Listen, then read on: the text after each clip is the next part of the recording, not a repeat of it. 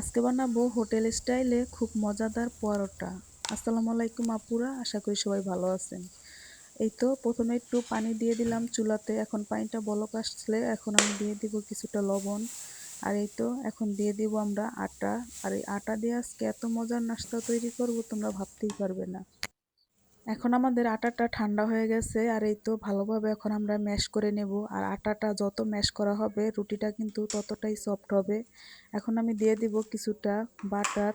আর তোমরা চাইলে সয়াবিন তেলও দিতে পারো, আমার কাছে বাটার ছিল তাই আমি বাটার দিয়ে দিলাম।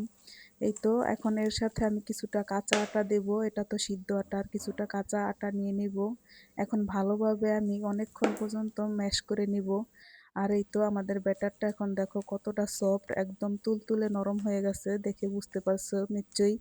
আর এখন আমি আমার রুটির সাইজ অনুযায়ী এখন আমি ব্যাটারটাকে কিছুটা লিচি কেটে নেব।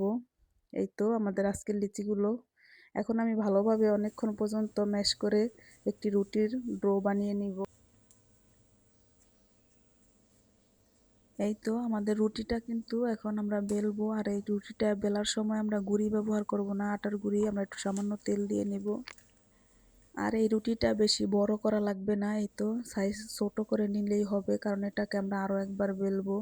প্রথমে আবারও একটু তেল দিয়ে নিলাম উপরে, এখন দিয়ে দেবো একটু সামান্য আর আটা। আর একটু গুঁড়া দিলে এইভাবে করলে লেয়ারটা খুব সুন্দর হয়। এই তো এখন আমি ছুরি দিয়ে এক সাইড দিয়ে একটু কেটে নিব। আর কেটে এটাকে সুন্দর করে চেপে চেপে বটে নিব, একদম গোলাপের পাপড়ির মতো। এই তো আমাদের লেচিগুলো সব হয়ে গেছে, এখন আমি আবারও একবার বেলে নিব। আর এইভাবে একটু বেলে রেস্টে রেখে দিলে ভালো হয়। এই তো এখন সামান্য উপরে তেল ছিটিয়ে আবারও সুন্দর করে বেলে নিলাম। আর এইভাবে বেলে কিন্তু তোমরা ডিপ ফ্রিজে রেখেও অনেক দিন খেতে পারো। আর এই তো আমাদের আজকে রুটিটা এখন হয়ে গেছে, আর দেখো কত সুন্দর লেয়ারটা পড়েছে, বোঝা যাচ্ছে খুব সুন্দর।